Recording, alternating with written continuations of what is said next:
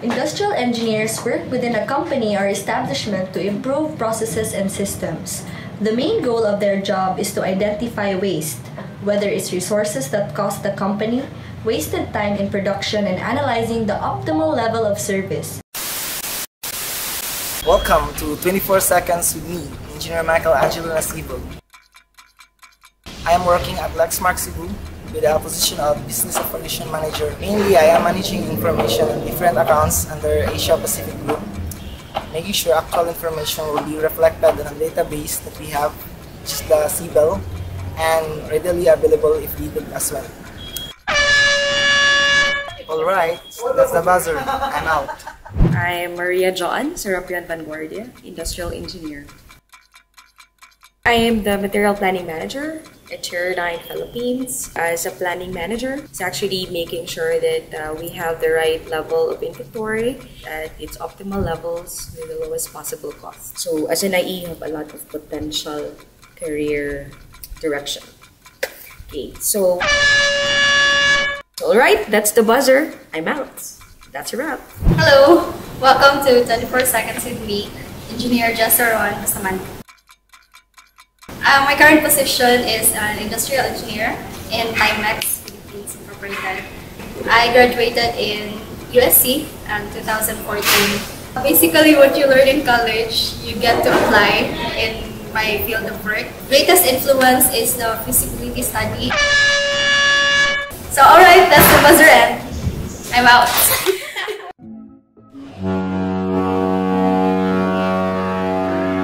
One of the most common problems that the researchers were interested to conduct a study is the problem regarding the long queues as observed in any shipping lines. Due to the Philippines' island nature, one of the easiest and cheapest way to travel in between the islands is by the commercial ferry service. Given that, it is necessary for the passengers to purchase a ticket. OceanJet Shipping Lines prides itself to be the carrier of choice of big and well-known travel agencies. With its good reputation, most passengers prefer to choose OceanJet. This study explored the behaviors of OceanJet ticketing office's queuing system to help the company evaluate the cost and effectiveness of its service system. Currently, the queue in the OceanJet ticketing office is inconsistent in its size. At some time of the day, the ticketing queue is insignificantly long and sometimes very long. Surprisingly, the number of tellers in service is inconsiderate with these queue sizes, and some tellers shut down for quite some time, regardless if there are many customers in line. As analyzed by the team, two main reasons were determined that causes the problem. First, customers are not well informed of the requirements needed prior to joining the queue. Second, the security guards on duty are sometimes too lax and not concerned whether the customers are lining up properly and accordingly. In order to address all the problems presented, queuing analysis together with a Monte Carlo simulation technique is being used to help analyze the necessary data available. To be able to successfully arrive at the most optimal service level, various sub-processes were initially distinguished and observed.